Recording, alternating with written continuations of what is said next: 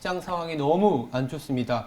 우리가 방송하는 동안에 그나마 좀 올라왔으면 했는데 하락폭이 더 깊어지고 있습니다. 아무래도 우리 시장의 고유의 문제라 그러면 반대 물량, 그러니까 이제 수급적인 부분들, 뭐 기관의 로스컷이라든지 코스피는 2,450이 깨졌고 코스닥은 800포인트가 무너졌습니다. 그래도 조금 희망적인, 그러니까 사안에 대해서 안 좋으면 안 좋다고 얘기는 할 수 있지만 그 안에서도 뭔가 희망적인 메시지를 지금부터 조금만 찾아보는 쪽으로 얘기를 해야 되는데, 먼저 좀 여쭤보고 싶은 거는 반대 매매 물량들이 나오고 있는 것 같아요. 반대 매매 물량들이 나오고 있는데 이런 흐름이 언제까지 지속될지 좀 어렵습니다. 예상하기는 좀 어렵지만 매저님 혹시 어떻게 꿀팁이라도 있을까? 이런 상황에서 또 어떻게 대응해야 될지 참 어렵죠. 근데 이제 반대 매물량이 이제 기관의 반대 매매냐, 개인의 반대 매매냐 다르는 건데, 이제 어차피 개인들의 반대 매매는 아침에 이제 동시효과 때 하한가에 나온 종목, 오늘 뭐 한 20, 30개 나왔던데, 이제 그 하한가 시작했던 8시 40분에 하한가 종목이 이제 하한가로 주문이 나가거든요. 그래서 네. 하한가 매수가 조금씩 들어오면서 이제 낙폭을 축소하면서 이제 체크를 할 수 있고, 그 다음에 뭐 12시, 그 다음에 1~2시 이제 장중에 나오는 거 기관들은 수시로 매도를 나오는 거고, 이제 그 장중에 나오는 물량은 이제 변동성 종목, 그러니까 금액이 이제 10,000주 이상, 그 다음에 1억 이상 종목 중에 이제 변동 종목들, 체결이 그렇게 되는 종목들을 스크린해서 찾아보면 이제 반대 매매 물량이 나오거나 하는데, 그 외에 이제 기관들 매도 종목은 쉽게 반등을 못할 거고, 개인들이 이제 반대 매매 나온 물량은 이제 반등이 나올 가능성이 높기 때문에 이제 그거를 구분하는 거는 개인의 영역이지 않을까 생각합니다. 보통 이제 기관에서 반대 매매 로스컷을 당하면 한동안 거래가 안 됩니다. 예, 우리 네. 특히 증권사도 자기 자본 트레이딩이 있지 않습니까? 네네. 자기 자본 트레이딩에서 이제 약간 엄격하게 로스컷 규정을 하기 때문에 로스컷이 나오고 나서는 리스크관리위원회에서 한동안은 못하게 하죠. 그게 사람의 심리라서. 근데 보통 그렇게 이제 반대 매매 물량이 나오고 나면은 꼭 외국인이 사기 시작했었는데 이번에는 또 그렇게 될지, 신건수 매니저님 반대 매매 이런 상황, 그리고 어떤 식으로 대응을 해야 될지 좀 여쭤보고 싶어요. 개인적으로는 제 개인적인 사견인 것을 자막을 항상 말씀을 좀 오늘 그 부탁드립니다. 약간 분위기가 왜 나는 이게 반대 포지션, 나는 시야 안 좋게 보이는데 왜 좋게 보려고 하지? 막 이런 느낌. 이 개인적인 사견이고요. 네. 아직 투매가 안 나온 것 아, 같습니다. 그니까요. 네. 그러니까 이제 어제 조금 나왔어야 될 부분에서 오히려 좀 선방해줬던 모습들이 좀 나왔던 것 같고, 이게 여러 가지 측면에서 지금 뭐 환율도 그렇고 뭐 다 외국인들 들어올 수 있는 조건들은 다 부합이 되어 있는 상황인데, 그러니까요. 그러니까 미국 시장이 더 빠질 것으로, 그러니까 국내보다는 미국이 더 빠지겠죠. 그러니까 빠질 것으로 판단한 거는 누가 다 알고 있지만, 그러니까 이 자금들이 유럽으로 가기에도 좀 두렵고, 유럽은 아직 러시아 우크라이나 전쟁이 끝나지 않지 않습니까? 네. 그러니까 이제 유럽에서 돈 뺀 자금들이 어디로 가냐면 이머징 쪽으로 가야 되는데, 중국 쪽으로도 뭐 그렇게 뭐 시원하게 들어가는 그림도 안 나오고, 뭐 일본도 마찬가지고요. 그래서 전반적으로 그런 부분인데, 저는 이제 물론 어제 앵커님이 이제 결전 뭐 이제 시간에 투자하자 이제. 그렇죠. 이제 저렴한 건 맞다라고 네. 동의를 많이 하셨잖아요. 저도 그 의견에 동의를 하는데, 마켓 타이밍을 저는 굳이 여러분들한테 말씀드리면 6월은 아닌 것 같습니다. 정말로 6월은 좀 아닌 것 같고, 7월, 8월, 9월은 저는 반등장 예상하거든요. 근데 그러니까 지금 가격대가 2,444포인트인데, 지금 예를 들어서 여기서 삼성전자를 제가 전투지에서 엊그저께 소개했지만은 제가 판단이 미스였어요. 저는 그거 매도할 겁니다. 삼성전자 좀 더 빠질 것을 예상하고 있기 때문에, 예. 개인적으로 좀 봤을 때는 시간을 가졌을 때는 지금 삼성전자 가격도 저렴한 건 맞지만, 예. 과연 3,000포인트 내외에서 매수하신 분들이 다양하게 많으시거든요. 근데 거기서의 매수 단가가 만약에 정말 여기서 갑자기 크러쉬한 뭔가 하락장에 순간적으로 6월 달에 나와가지고 뭐 정말 말도 안 되게 2,100까지 밀린다. 여기 300, 400포인트까지 밀린다고 하면은 과연 반등이 나올 때 회복을 가능할까? 이거에 대한 퀘스천 마크를 좀 붙이고 싶은 거죠. 그러니까 7, 8월, 9월 달 반등자 나오는데. 그러니까 앞으로 2,600이라는 라인은 굉장히 강한 저항대가 될 것이고. 그렇겠죠. 예, 그에 대한 부분들은 그냥 이것만 보시면 좋을 것 같아요. 화면 보면서 말씀드리면, 예. 제 화면 한번 띄워주시죠. OECD 경제선행지수 여러분 다 아시겠지만은 동행지수도 우리가 봐야 될 것 같거든요. 예. 예. 그러니까 경기 흐름인데, 물론 이제 주식이 좀 더 빨리 앞서 가니까 이런 네. 부분인데, 이게 일단은 지금 이제 5월 초까지 데이터가 나온 자료인데 경기 선행 지수는 이제 이미 이제 회색선이 지금 100 이하로 좀 내려가지 않았습니까? 예. 동행에 따라오고 있어요. 근데 통상 이 동행과 선행이 이격이 좁혀질 때가 주가가 바닥 시그널이 많이 나올 때가 많았거든요. 대부분 요때는 이제 코로나 팬데믹이었고 요때 당시에도 이격이 좁아졌다 올라갔을 때도 아마 아실 겁니다. 17년, 18년도에 트럼프 대통령이 일으켰던 그런 미중 무역 분쟁 당시였던 부분들. 14년도, 15년 때는 박스권을 탈피하고 SK하이닉스, 삼성전자가 올라가면서 액면보다 나오지 않았습니까? 이 타이밍이기 때문에 아직 이 이격이 좁혀지지 않았다. 이런 부분들 말씀드리고 싶어서 이 이격이 어느 정도 지금 대략 한 4포인트, 한 3점 몇 포인트 차이거든요.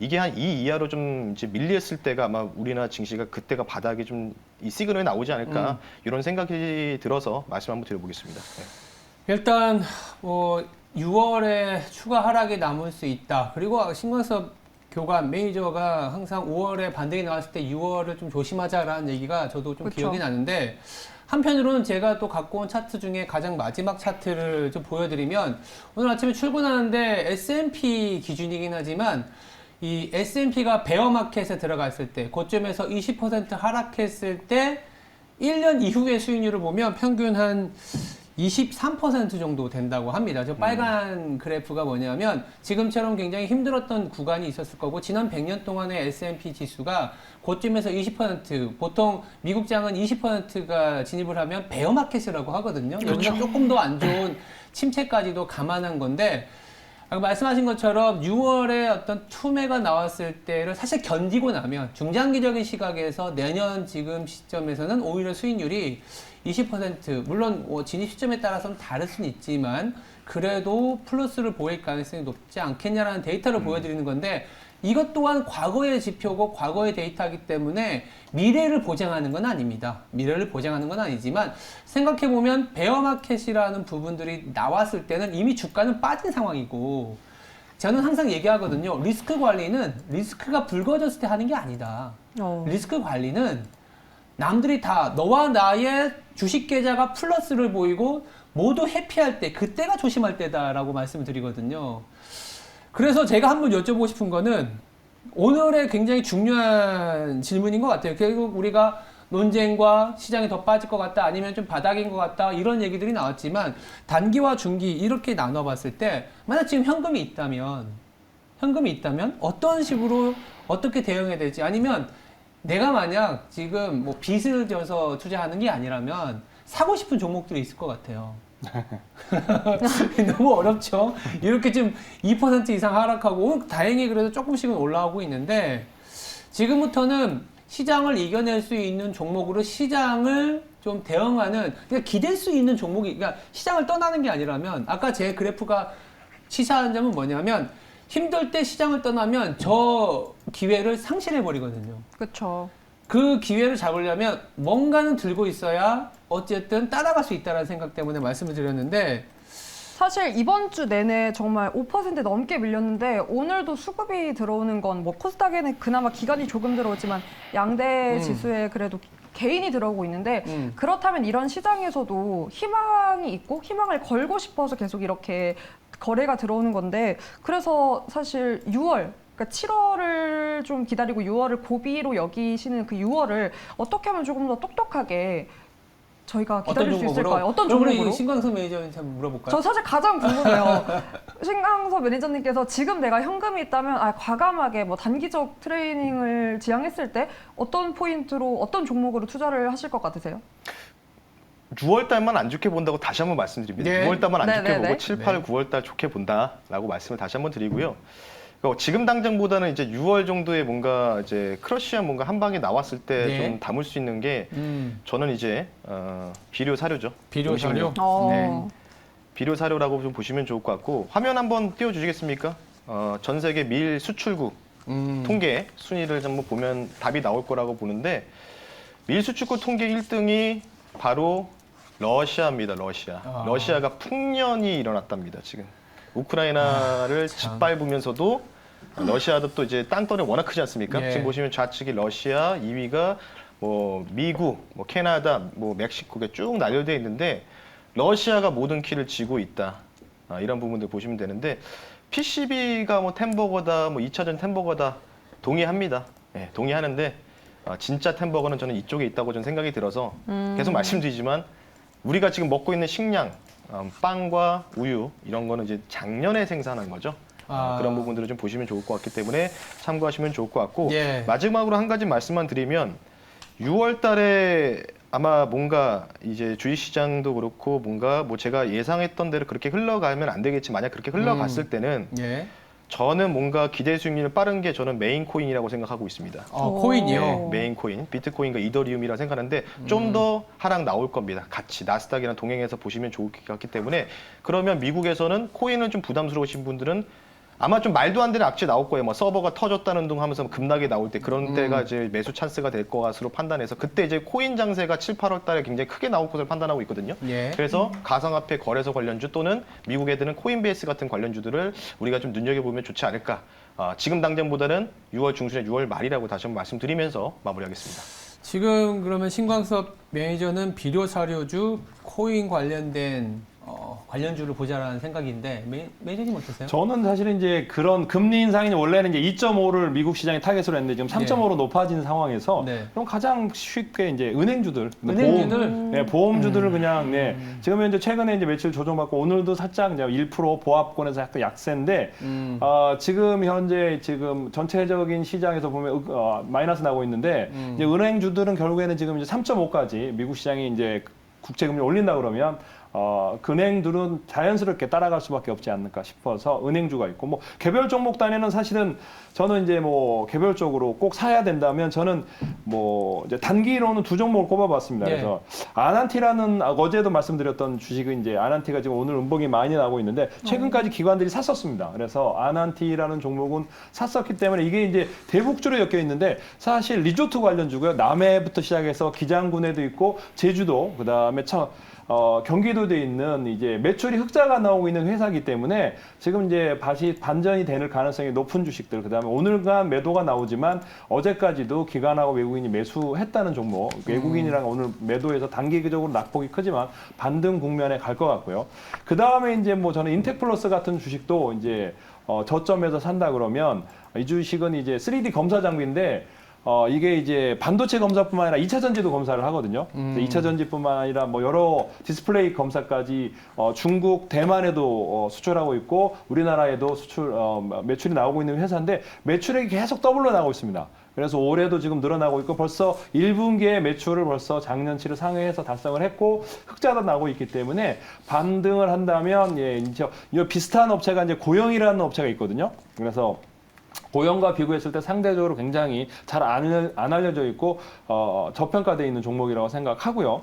그다음에 저는 뭐 사실 효성첨단은 중장기 종목으로 끌고 가야 될 주식이지 않냐. 그러니까 우리나라가 지금 현재 누리호 발사를 하는데 오늘 기사가 있었습니다. 대부분이 일본하고 미국 탄소 섬유다고. 그러니까 로켓을 쏘거나 미국에서 이제 북한에서도 사실은 대포동을 쏘든 위성을 쏠 때 탄소 섬유로 만들거든요. 그래서 그 탄소 섬유는 대부분 일본인데 우리나라에서 유일하게 만드는 효성첨단이 있고 여기는 이제 뭐 수소로 자꾸 엮여 있는데 수소 탱크도 만들지만 CNG 버스 탱크도 감싸고 그래서 그런 첨단 섬유가 우리나라에서 만들고 있고 계속 캐파가 지금 현재 7월 달에 캐파가 늘고 내년 4월 달에 또 늘고 있습니다. 그래서 해년마다 3배씩 지금 현재 캐파가 늘어날 것 같고 앞으로 계속 늘어날 것 같기 때문에 증설을 하고 있는 상황에서 지금 저점에서 꾸준히 장기로 모아가면 충분히 수익이 되지 않을까 싶고 마지막 이제 하나 종목은 이제 오토엔이라는 종목이 있는데 이 오토엔은 사실은 현대차에서 분사한 회사고 여기가 이제 8% 정도 기아랑 현대가 들어오고 있는데 이제 현대차가 중고차 진출을 내년에 하지 않습니까? 그래서 내년에 대비해서 여기가 이제 애프터마켓 을 하고 있고 그래서 이제 앞으로 중고차 시장에서 최근에 상장 후에 강하게 올랐다가 충분히 조정받고 보호요소 물량 지금 해소한 상황에서 앞으로 이제 내년을 바라보면서 한 7, 8월 되면 이제 내년에 이제 현대차가 중고차 이슈가 나오면서 아마 상승하지 않을까 싶어서 지금 저점 구간이기 때문에 내년을 대비하고 산다 그러면 너무 먼가요? 근데 뭐 저는 주식 시장은 항상 3개월에서 6개월 선반영되기 때문에 지금이 저점이지 않을까 생각을 합니다.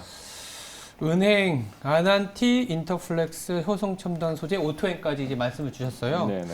앵커님 중자- 저 혹시 기억하실지 모르겠지만 저 신투리 처음 합류한 날 제가 이런 전망 섹터 좋게 보는 뭐 섹터나 종목이 있는지 앵커님한테 견해를 물었을 때 그때 당시 4월에 조선주 네. 이쪽 섹터 좋게 본다라고 맞아요. 해서 근데 그 이후로 정말 흐름이 좋았거든요. 네. 이제 뭐 매니저님들께서는 뭐 2차 전지라든지 뭐 리오프닝 뭐 코인도 이렇게 말씀해 주셨는데 하반기 앵커님이 또 좋게 보는 전망 좋은 섹터 힌트도 궁금해졌습니다. 조선이요. 오 조선으로 밀고 가십니까? 그러니까 이제 조선주뿐만이 아니고 이렇게 약세장일 때 항상 그 차기 주도주가 바뀌어가는 과정이더라고요. 항상 보면 차기의 시장이 올라갈 때 이전의 사이클의 주도주가 다시 주도주가 된 경우는 흔치는 않습니다. 우리가 보면 항상 다른 색깔의 다른 주도주가 나왔었는데 그 다른 주도주가 무엇이 될지 찾는 것은 굉장히 어려운 과정이죠. 어려운 과정이지만 데이터를 기준으로 말씀드리면 당연한 얘기인데 이렇게 힘들었을 때 캐펙스라든지 매출액이 향후에 좀 늘어날 수 있다라는 기대가 있는 업종이에요. 그러니까 지금 당장 매출액이 늘어나고 있는 기업들이 아니라 지금은 매출액이 별로인데 그 매출액 대비해서도 캐펙스가 늘어난 섹터 이쪽에서 주도주가 나왔는데요. 지금 데이터를 좀 돌려보니까요. 조선주 나왔고 그리고 이제 유틸리티 아마도 원전이나 한국전력과 관련된 그런 내용이지 않겠냐 싶은데 제가 아까 시간이 조금 모자란 듯해서 넘긴 하나의 이슈가 있는데 그걸 한번 신광선 매니저님한테 여쭤보고 싶어요. 그럴까요? 원전 얘기가 나와서 뭐냐하면 바이든이 사우디에 가면 유가가 잡히면 신재생 에너지는 어떻게 될까? 이게 좀 궁금해하시는 분들도 계시거든요. 신재생 에너지 좋아하시잖아요. 네. 어떻게 해야 될까요? 근데 이제 계속 똑같은 말씀을 드리고 싶어요. 태양광은 중국이고 풍력은 한국이다. 아. 이 정도로 마무리하겠습니다. 그러면 태양광보다는 풍력적으로 갖고 가자라는 건데 아까 코인하고 아까 뭐였죠? 비료사로는 단기적인 어떤 시장의 탄력에서 좋을 거라고 생각했었잖아요. 네. 우리가 조금은 이렇게 엄청 힘든 이런 어떻게 보면 투매의 시장에서 벗어나서 중장기적으로 3개월에서 6개월의 시간을 본다면 꼭 사고 싶은 종목이 있을 것 같은데요. 저 같은 경우에는 뭐 2차 전지는 양극재, 응급재는 필수적으로 깔고 가야 된다. 2차 전지. 오. 예, 그러니까 이제 이런 시장의 하락이 나올 때마다 더 싸게 살 수 있는 그러니까 양극재나 응급재, 뭐 거기다 플러스 첨가제 이런 기업들 하나씩은 담궈 놓으시는 게 가장 좋지 않을까. 크러쉬할 게 나올 때, 투매가 나올 때는 그러니까 마지막으로 살 수 있는 기회가 6월달에 주어지지 않을까 이렇게 좀 생각이 들고 있어서 한번 기다려 보시자라고 말씀 한번 드려보겠습니다. 네, 오늘 참 시장이 그래도 좀 뭐 머쓱하지만 조금은 올라왔습니다. 조금은 올라와서 이게 뭐 플러스까지는 아니더라도 어제처럼 많은 이제 낙폭을 많이 하고 시장이 조금은 FOMC를 바라봤으면 하는 그런 생각도 드는 하루입니다. 저희들이 준비한 시간이었고요. 긴급 진단을 통해서 저희들이 갖고 있는 생각은 그래도 살만한 종목을 갖고 시장을 좀 대응하자라는 것이었습니다. 네, 남은 시간 성투하시고요. 저희는 내일 오후 1시에 다시 찾아뵙도록 하겠습니다. 감사합니다. 네.